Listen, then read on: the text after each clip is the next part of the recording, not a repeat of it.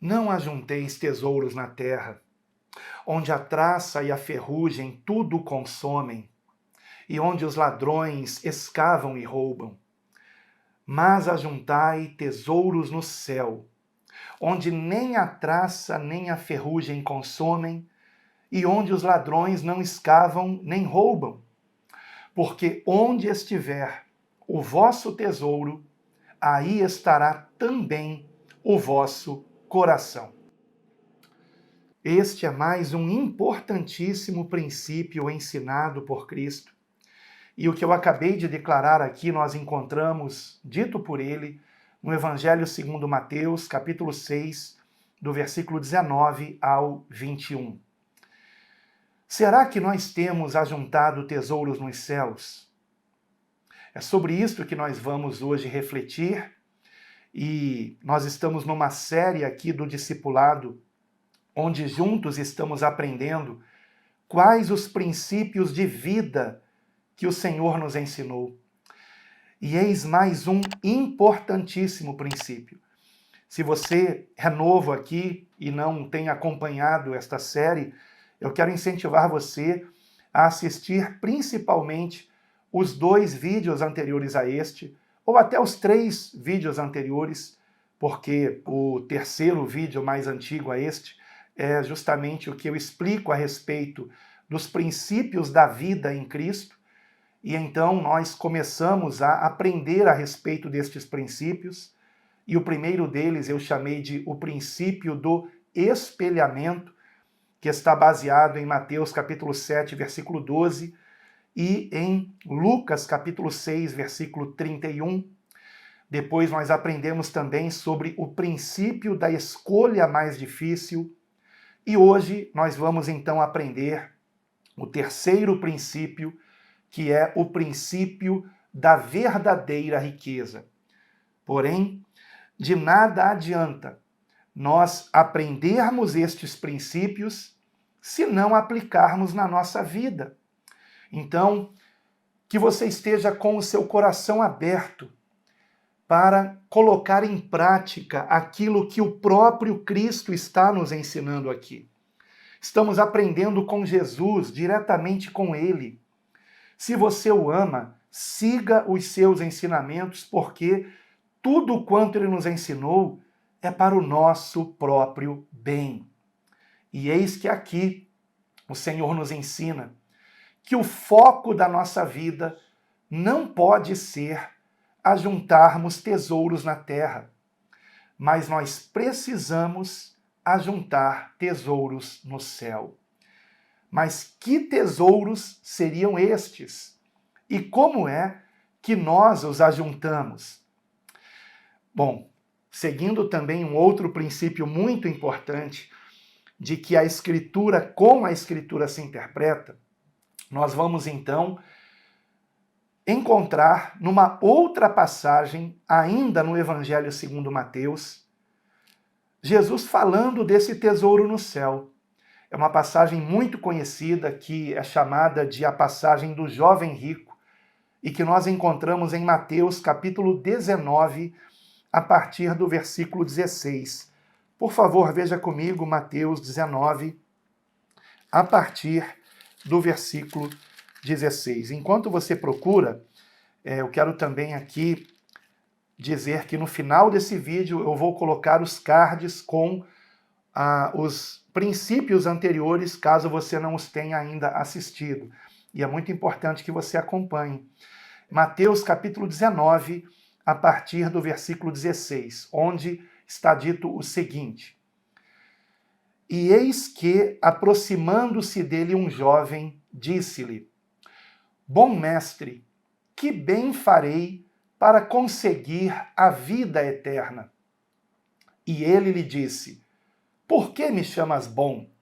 Não há bom senão um, que é Deus. Se queres, porém, entrar na vida, guarda os mandamentos. Disse-lhe ele: Quais? E Jesus disse: Não matarás, não cometerás adultério, não furtarás, não dirás falso testemunho, honra teu pai e tua mãe, e amarás o teu próximo como a ti mesmo. Disse-lhe o jovem: tudo isso tenho guardado desde a minha mocidade. Que me falta ainda? Disse-lhe Jesus: se queres ser perfeito, vai, vende tudo o que tens e dá-o aos pobres, e terás um tesouro no céu. E vem e segue-me. E o jovem, ouvindo esta palavra, retirou-se triste, porque possuía muitas propriedades. Você percebe que é o mesmo contexto? Um tesouro no céu versus tesouros na terra. Será que com isso Jesus estaria nos ensinando que termos um imóvel, um carro, ou mesmo sermos donos de qualquer outra coisa, tal como móveis, eletrodomésticos e as próprias roupas que vestimos? Será que Jesus estaria nos ensinando que seria pecado nós termos qualquer coisa nesse mundo? Será que Jesus estaria nos ensinando isto? Será que para juntarmos tesouros no céu, nós não podemos ter qualquer bem material nesse mundo? Será que é isso? E mais uma vez, nós vamos agora nos aprofundarmos nisto, indo para uma outra passagem bíblica. Mas antes de nós sairmos aqui de Mateus 19, eu queria que você percebesse que o que Jesus disse para aquele jovem, ele não havia dito para mais ninguém. Ele não havia dito, por exemplo, para Zaqueu, na passagem que nós temos de Zaqueu no Evangelho segundo Lucas, ele não disse que Zaqueu tinha que vender tudo, mas o próprio Zaqueu tomou a decisão de dar metade dos seus bens aos pobres, e o que ficou com ele, se ele havia defraudado alguém, ele iria restituir 4 vezes mais, e com isso demonstrando uma verdadeira conversão. Será que nós somos verdadeiramente convertidos e estamos desprendidos dos bens materiais? Ou estamos apegados a esses bens? É disso que se trata, e eu quero então agora convidar você a ver comigo Lucas, no capítulo 12, onde nós vamos encontrar outra passagem esclarecedora a respeito desse assunto. Lucas capítulo 12, versículo 13. É muito importante você acompanhar na sua Bíblia, porque do contrário pode se tornar enfadonho você acompanhar aqui o discipulado. Mas quando você acompanha na sua Bíblia, se torna mais interessante, principalmente se você sublinhar as palavras que são chave para que venhamos crescer espiritualmente. Então vejamos aqui. Lucas capítulo 12, versículo 13. E disse-lhe um da multidão: mestre, veja, mais um que está chamando Jesus de mestre, mas que não está entendendo que ele é mais do que um mestre, ele é o Senhor. Mestre, dize a meu irmão que reparta comigo a herança. Mas ele lhe disse: homem, quem me pôs a mim por juiz ou repartidor entre vós? E disse-lhes: acautelai-vos e guardai-vos da avareza, porque a vida não consiste na abundância do que se possui. E propôs-lhe uma parábola, dizendo: a herdade de um homem rico tinha produzido com abundância, e ele arrazoava consigo mesmo, dizendo: que farei? Não tenho onde recolher os meus frutos. E disse: farei isto, derrubarei os meus celeiros e edificarei outros maiores, e ali recolherei todas as minhas novidades e os meus bens. E direi à minha alma: alma, tens em depósito muitos bens para muitos anos. Descansa, come, bebe e folga. Mas Deus lhe disse: louco, esta noite te pedirão a tua alma, e o que tens preparado, para quem será?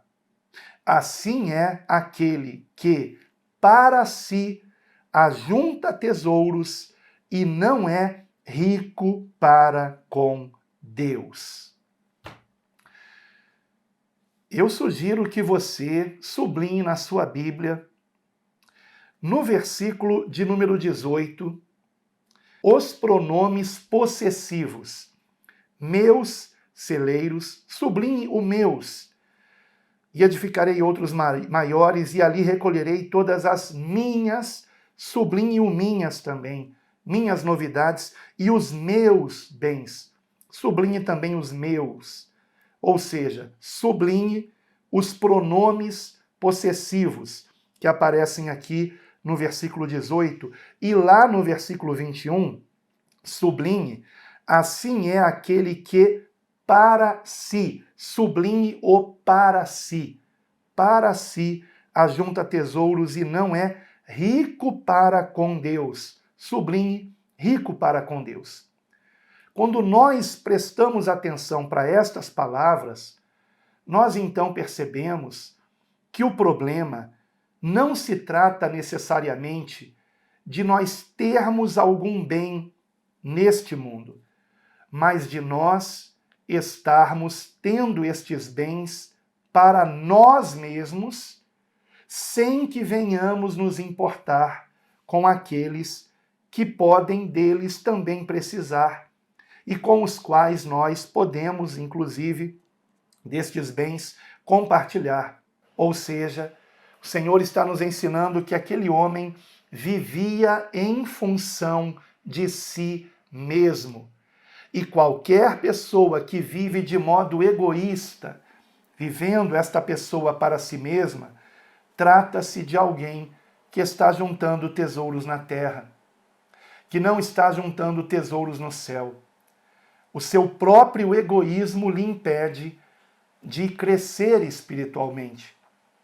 E aquele homem também havia se esquecido que estamos de passagem, e qualquer um que vive dessa forma, em função de si mesmo, e que se esquece que nós estamos aqui de passagem e por isso não temos que nos apegar a nada desse mundo, são pessoas que não estão ajuntando tesouros no céu. E por isso Jesus conta nessa parábola que aquele homem não era rico para com Deus. O que motivou Jesus a contar essa parábola? A pergunta de alguém que queria que o seu irmão dividisse com ele a herança.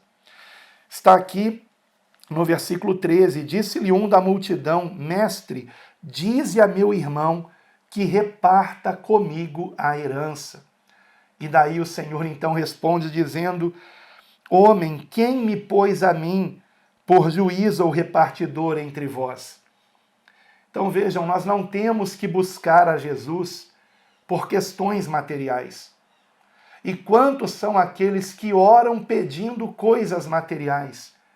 Nós não encontramos esse tipo de prática, nem ensinada por Cristo, nem ensinada pelos apóstolos. Inclusive, vamos ver ainda que em todas as orações que nós encontramos nas epístolas, onde Paulo revela o que ele orava pelos irmãos, nós percebemos que ele não orava pedindo coisa alguma material para estas pessoas, para os seus irmãos em Cristo.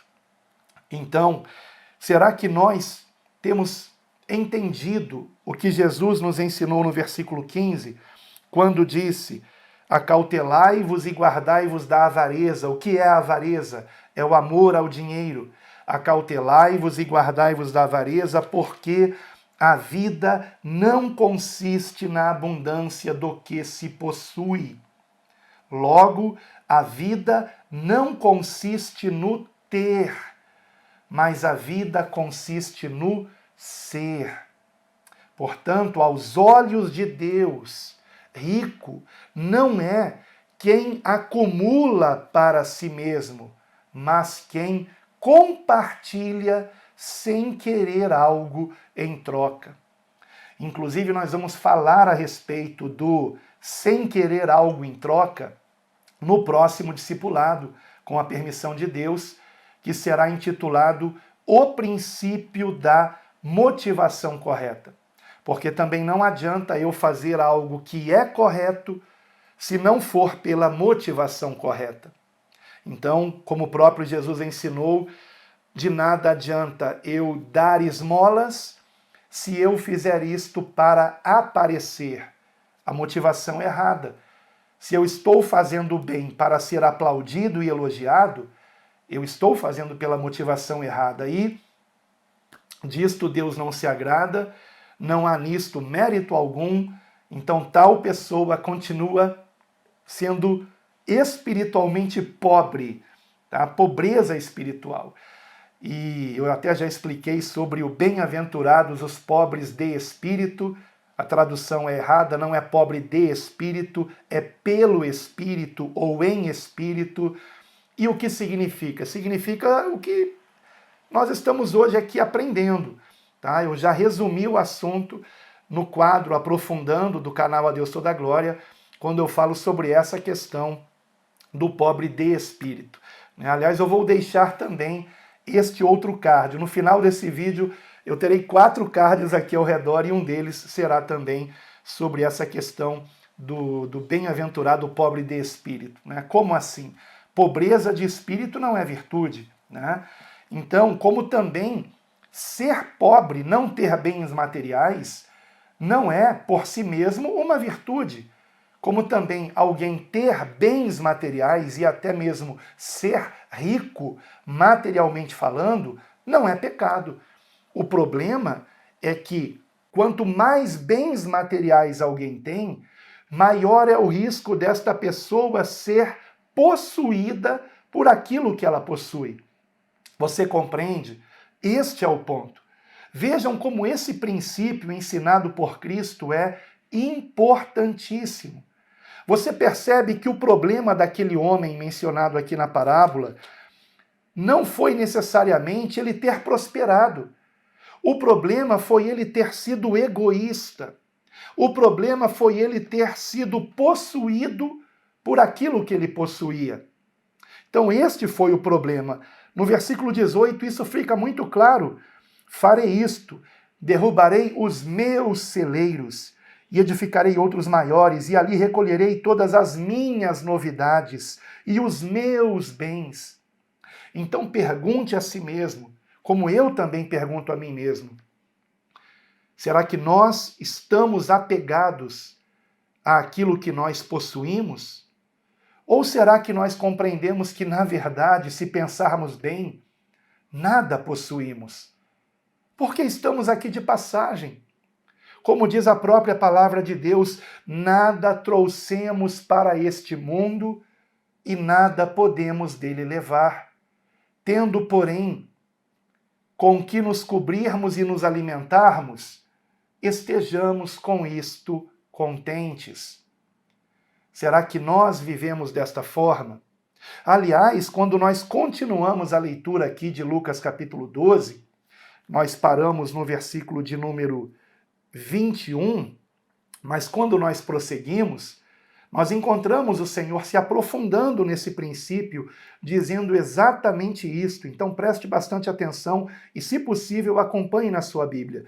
Lucas capítulo 12, versículo 22.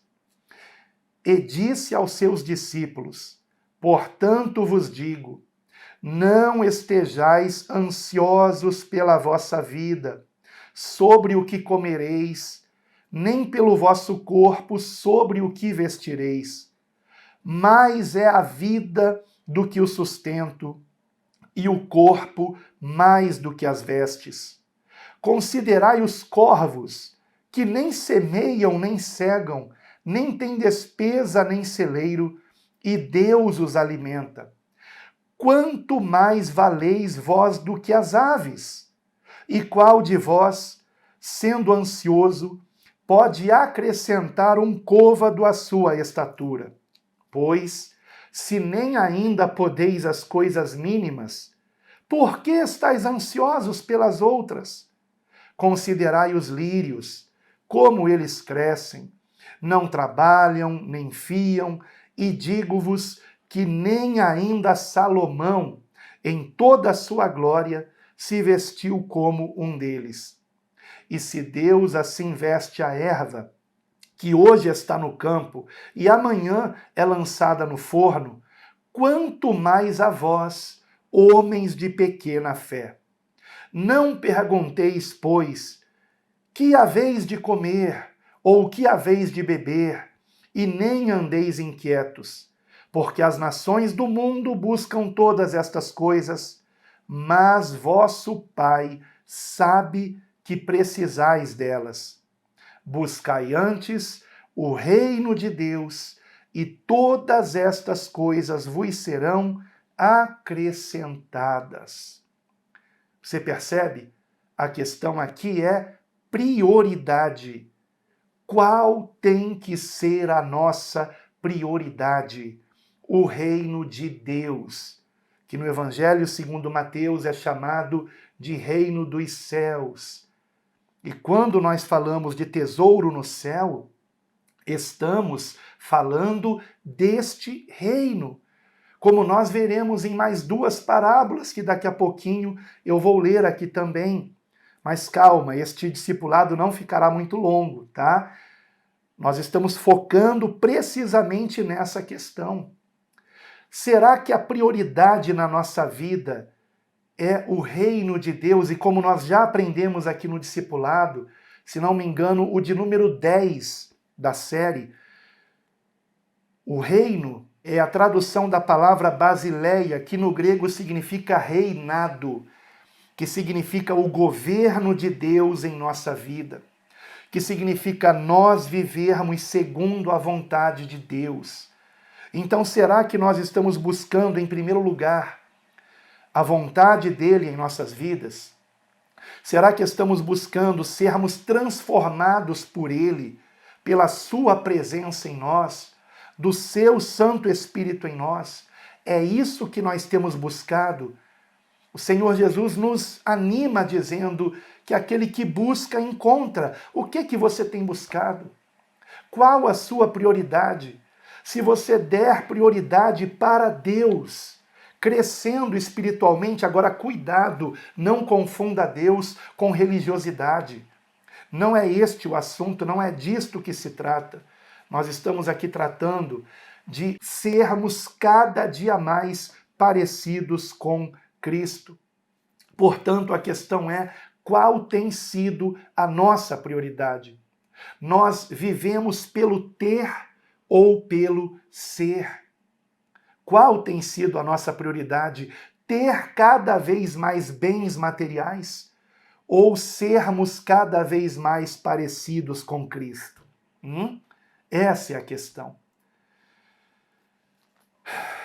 As coisas que se veem são temporais, são passageiras, mas como Paulo, na segunda epístola aos Coríntios, no capítulo 4, versículo 18, nos lembra, as coisas que não se veem é que são eternas. Qual tem sido o nosso tesouro? Aquilo que se vê ou aquilo que não se vê? Quando nós continuamos lendo um pouco mais, e aliás, o trecho que eu vou ler agora, eu duvido que você já tenha ouvido alguém pregar sobre isso. Eu já preguei sobre isso, tá? Mas é muito raro alguém pregar nesse texto que eu vou ler aqui agora. É a continuação, versículo 32 a 34. Não temais, ó pequeno rebanho, porque a vosso Pai agradou dar-vos o reino. Vendei o que tendes e dai esmolas. Fazei para vós bolsas que não se envelheçam, tesouro nos céus que nunca acabe, aonde não chega ladrão e a traça não rói. Porque onde estiver o vosso tesouro, ali estará também o vosso coração. Ou seja, a conclusão aqui é a mesma conclusão do que nós encontramos em Mateus, capítulo 6, a partir do versículo 19, que foi o texto que eu mencionei no início desse discipulado. Não ajunteis tesouros na terra, onde a traça e a ferrugem tudo consomem, e onde os ladrões escavam e roubam, mas ajuntai tesouros no céu, onde a traça e a ferrugem não consomem, e onde os ladrões não escavam nem roubam, porque onde estiver o vosso tesouro, ali também estará o vosso coração. Vejam que a conclusão é exatamente a mesma aqui de Lucas, capítulo 12, versículo 34. E aqui nós temos, inclusive, a ilustração de que nós temos sim que nos desapegarmos das coisas materiais. Então é disto que se trata. E que a prioridade tem que ser o reino de Deus. Eu conheço alguém que está precisando de ajuda e eu posso ajudar, então eu vou ajudar. É disto que se trata. Agora, fazer isto não para aparecer, e é por isso que o próximo discipulado é também tão importante. Inclusive, a ordem na qual os princípios estão aqui colocados neste discipulado são de um modo complementar. Ou seja, o que nós vamos aprender a seguir é importante para complementar o que estamos aprendendo hoje. E o que nós aprendemos hoje tem a ver também com os dois princípios que aprendemos anteriormente, que são o princípio do espelhamento e o princípio da escolha mais difícil. A escolha mais difícil é também eu me desapegar dos bens materiais, eu ajudar a quem precisa. Eu até costumo dizer que, por que ao invés de comprar mais cabides, você não doa mais roupas? E assim sobrarão cabides no seu guarda-roupa. Você já parou para pensar nisso? Há roupas que eu tenho que eu possa doar? Então vamos doar. O que eu tenho em excesso, que eu poderia compartilhar com alguém? Lembre-se que João Batista, quando as pessoas vinham para ele ser batizadas, ele dizia: aquele que tem 2 túnicas, dê uma para quem não tem. Então, o que nós podemos repartir, que nós o façamos. Ao invés de ficarmos apegados aos bens materiais e corrermos o risco de ouvirmos Deus dizer para nós: louco, esta noite te pedirão a tua alma, e o que tens preparado para quem será? Não podemos esquecer que estamos aqui de passagem, irmãos. Precisamos nos lembrar disto constantemente. E a incompreensão de que temos que dar prioridade para o reinado de Deus, para o governo de Deus, para sermos uma nova criatura, cada dia mais parecida com Cristo, a incompreensão disto me lembra um comentário que eu li recentemente num vídeo do YouTube, e o comentário era o seguinte: ser honesto para quê? O que eu ganho sendo honesto? A pessoa escreveu isso. E eu fiquei muito triste quando eu li esse comentário, porque eu percebo que a maioria das pessoas pensa assim. Ser honesto para quê? O que eu ganho sendo honesto? E nós sabemos que um dos tesouros no céu é a honestidade. Outro é a sinceridade, que precisa ser mediada pelo amor, porque sinceridade sem amor é arrogância. Então cuidado também com isso. Ah, eu sou muito sincero, eu falo mesmo. Calma, não é assim. Você é sincero, mas que a sinceridade seja dosada pelo amor. Então, existe a hora certa e o modo certo de se dizer o que tem que ser dito. Estas virtudes são tesouros no céu, porque são características de Cristo. Cristo não era hipócrita, ele era sincero. Ele não era desonesto, ele é honesto. Não vou dizer nem era, porque ele vive. E nós temos que cada dia mais nos parecermos com ele. Na sua misericórdia, na sua compaixão, na sua mansidão, na sua humildade. Ele mesmo disse em Mateus capítulo 11, versículo 29, aprendei de mim, que sou manso e humilde de coração, e encontrareis descanso para a vossa alma. Então, será que nós temos aprendido dele? Será que nós temos aprendido com a sua mansidão, com a sua humildade? Será que nós temos sido desprendidos dos bens materiais ou temos sido, ao contrário, gananciosos, invejosos, maus? Vejam que Jesus é bom. Tanto é que ele disse para aquele jovem: por que me chamas bom? Bom só há um que é Deus. Ou seja, nós reconhecemos Deus em Cristo, temos reconhecido isto, porque Cristo tem que ser o nosso referencial. Mas algumas pessoas, elas só pensam nas coisas materiais. E então se perguntam: ser honesto para quê? O que eu ganho sendo honesto? E eu lamento porque muitos pensam assim. Agora, se você é um desses, talvez você nem acredite então em Deus, porque talvez você não acredite que Ele nos recompensa pela nossa honestidade. Eu posso garantir a você que Deus já nos recompensa agora mesmo, se nós estamos nos parecendo com Cristo. Então, mas se por acaso você for um ateu e você, por não acreditar em Deus, não veja nenhum sentido em ser honesto, eu vou lhe fazer uma pergunta. Você gostaria de conviver com alguém desonesto? Você gostaria de ter amizade com alguém desonesto? Tenho certeza que não. Ninguém gostaria da companhia de uma pessoa desonesta, falsa, má, invejosa. Ninguém gosta de ter amigos invejosos, não é verdade? Agora eu vou falar para você uma coisa, que existe alguém com o qual você tem que conviver todos os dias da sua vida. E eu não estou falando do seu cônjuge, porque no casamento o voto que fazemos é até que a morte nos separe. Mas eu estou falando de alguém com o qual você tem que conviver todos os dias da sua vida até o fim.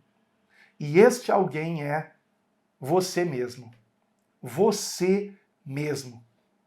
Então, se você não gosta de ter amizade com alguém desonesto, por que você é desonesto?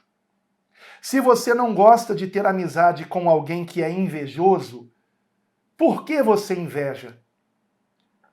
Lembre-se, você é a pessoa com quem você tem que conviver todos os dias da sua vida. E é por isso que há tantas pessoas medíocres e infelizes. Porque são pessoas que não amam quem elas são. Se detestam, mas não perceberam isso ainda. Você compreende? E na medida em que nós vamos nos tornando parecidos com Cristo, nós, consequentemente, temos uma vida mais feliz, mas a felicidade é a mera consequência de nós vivermos pelo ser e não pelo ter. Viver pelo ter, ajuntando tesouros na terra, é viver pela prioridade errada. É viver tendo uma vida medíocre e infeliz. Mas quando nós vivemos pelo ser, querendo sermos pessoas cada dia mais parecidas com Cristo, cada dia mais sinceras, honestas, justas, misericordiosas, cheias de compaixão, cheias de fé também, é claro. Então, na medida que Cristo vai sendo formado em mim, eu vou ficando cada vez mais em paz, cada vez mais feliz. Você compreende? Então, seguirmos os princípios de Cristo também se trata de sermos pessoas mais felizes, mas não que nós estejamos buscando a felicidade. A busca pela felicidade é um erro que só traz tristeza. A felicidade é a consequência de nos parecermos com Cristo. Como é bom nós sermos transformados, como é bom fazer o bem. Então, não se esqueça disso, você é a pessoa com quem você tem que conviver todos os dias da tua vida. De modo que esse princípio ensinado por Jesus, então, serve até para os ateus.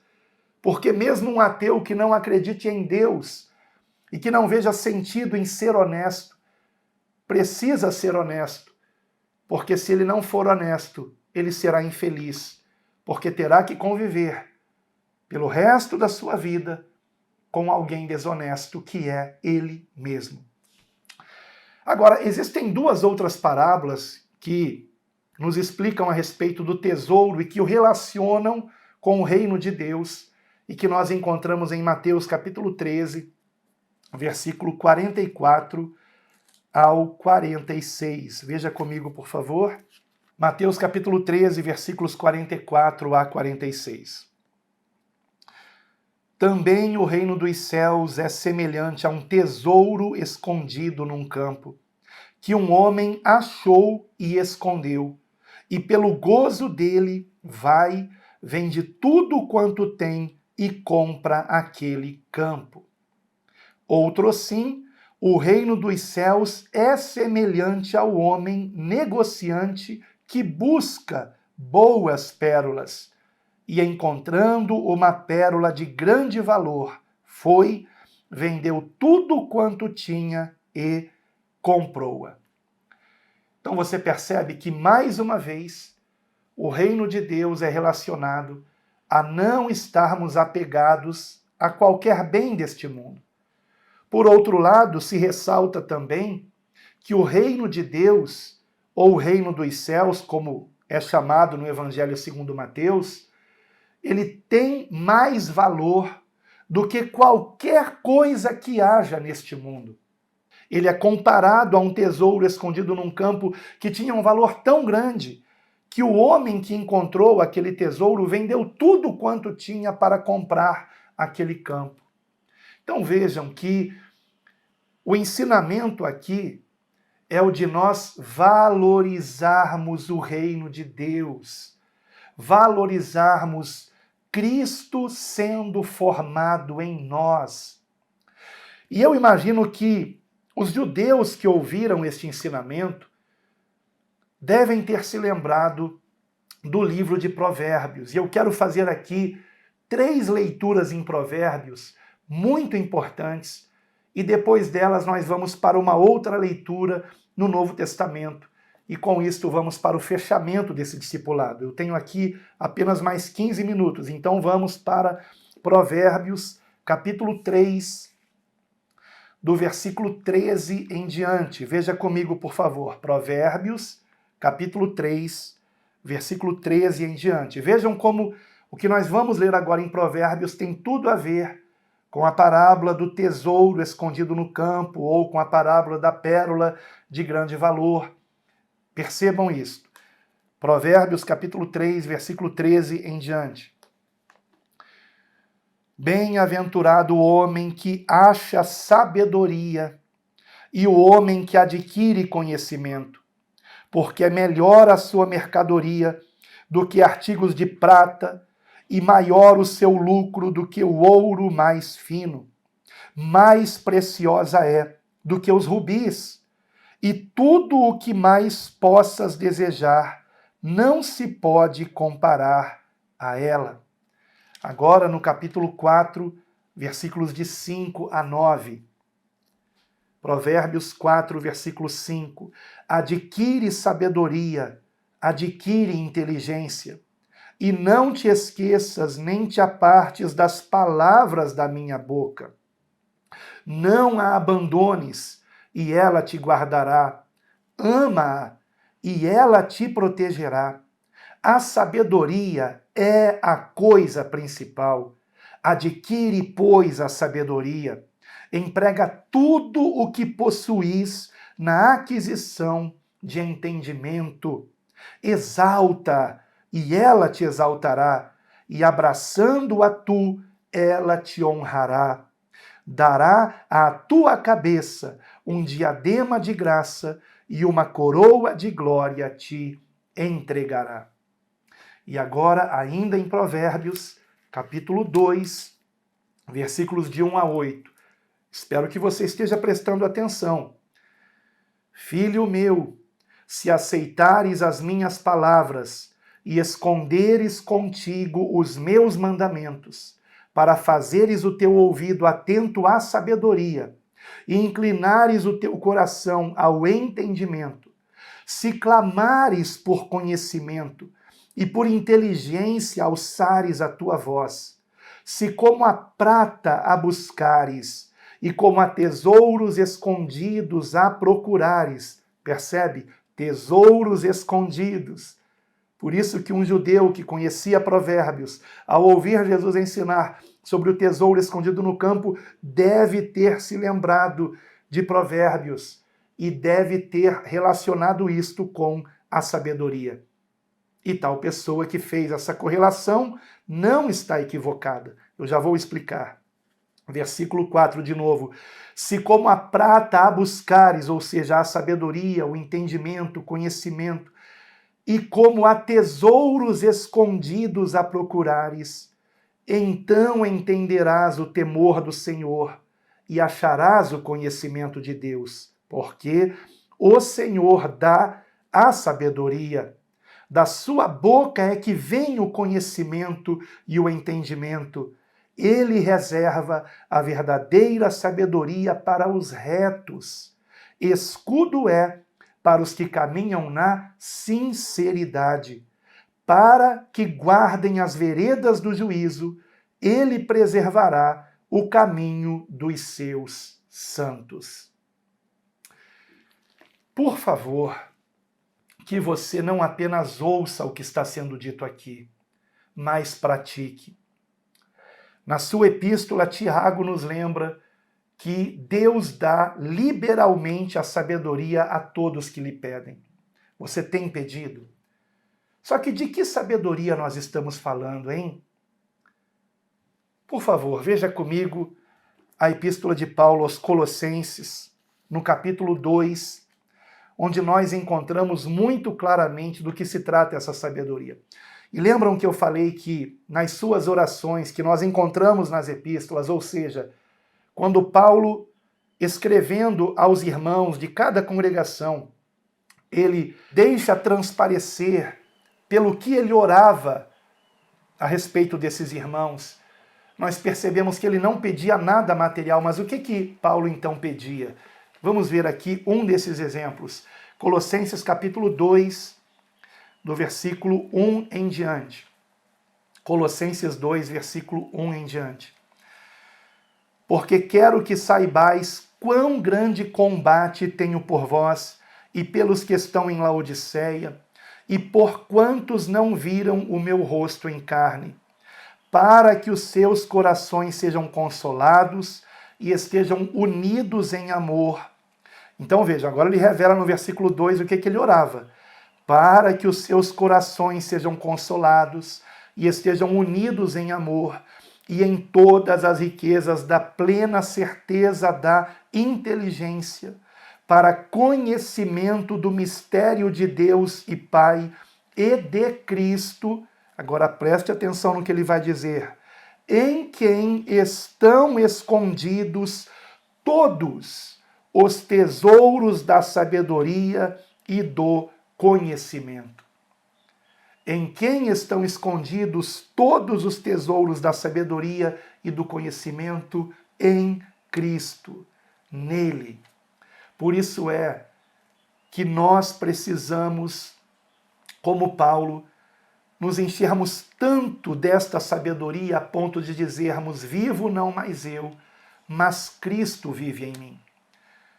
Será que temos tido Cristo em nós?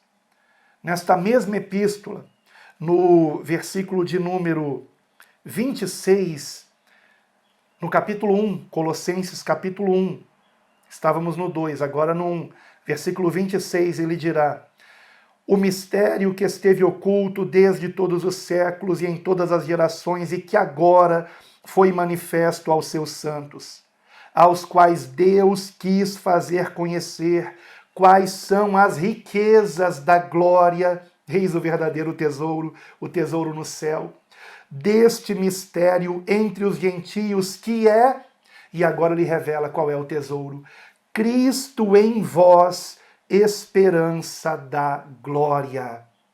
Cristo em cada um de nós. Temos nos enchido de Cristo, irmãos? Essa é a questão. E ele prossegue: Cristo, a quem anunciamos admoestando a todo homem e ensinando a todo homem em toda a sabedoria, para que apresentemos todo homem perfeito em Cristo Jesus. E para isto também trabalho, combatendo segundo a sua eficácia, que opera em mim poderosamente. Eu só tenho mais 7 minutos aqui no discipulado, mas nós vemos agora no capítulo 2 o que Paulo orava pelos colossenses. E eu quero motivar você a também meditar na oração de Paulo pelos filipenses, que nós encontramos no livro anterior a esse, Epístola de Paulo aos Filipenses, capítulo 1, versículo 9, onde Paulo revela o que ele pedia a Deus a favor daqueles irmãos. Nada material. Vejam o que ele pedia. E peço isto, que o vosso amor, Filipenses capítulo 1, versículo 9, e peço isto, que o vosso amor cresça ainda mais e mais em ciência e em todo conhecimento. A palavra aqui traduzida como ciência é epignosis, que significa em pleno conhecimento, e a palavra traduzida no final do 9 como conhecimento é aistesis, que melhor seria traduzida como percepção. Então eu vou ler de novo o 9 aqui, substituindo as palavras. E peço isto, que o vosso amor cresça ainda mais e mais em pleno conhecimento, claro, conhecimento de Cristo, de Deus, e em toda a percepção, para que aproveis as coisas excelentes, para que sejais sinceros, sem escândalo algum, até ao dia de Cristo, cheios dos frutos de justiça, que são por Jesus Cristo, para a glória e louvor de Deus. Será que nós temos dado esses frutos de justiça, que são consequência de Cristo em nós, do Espírito Santo em nós, que é o penhor da nossa herança, a garantia da nossa salvação? Tem havido essa riqueza em você? Cristo está em você. Você tem buscado se encher do Espírito Santo? Qual a prioridade na sua vida? Você tem vivido pelo ter ou você tem vivido pelo ser? Ser uma nova criatura em Cristo Jesus. Ser transformado pela palavra de Deus. Abandonando todas as práticas más, sejam elas quais forem, e buscando se encher de Cristo, buscando se encher da sua misericórdia, da sua compaixão, da sua benignidade, da sua bondade, procurando ser uma pessoa cada dia mais mansa, humilde, desprendida dos bens materiais e que procura não ser servido, mas servir. Você quer ajudar ou você quer ser ajudado? Você vive em função de si mesmo ou você vive para a glória de Deus, procurando fazer o bem a todos, sabendo que por todos Cristo deu sua vida na cruz, desejando que todos se arrependam de seus pecados e a Ele se convertam? Que nós venhamos espelhar Cristo, que nós verdadeiramente possamos brilhar Cristo, e de fato, a nosso respeito, então Ele possa dizer: vós sois a luz do mundo, vós sois o sal da terra. Que venhamos fazer a diferença para a glória de Deus. Não viva ajuntando tesouros na terra, que não seja esta a tua prioridade, mas sim os tesouros no céu. E esses tesouros todos se concentram em Cristo. Que Cristo esteja em nós, porque Cristo em nós é a esperança da glória. E sempre a Deus, somente a Ele, toda a glória. Amém.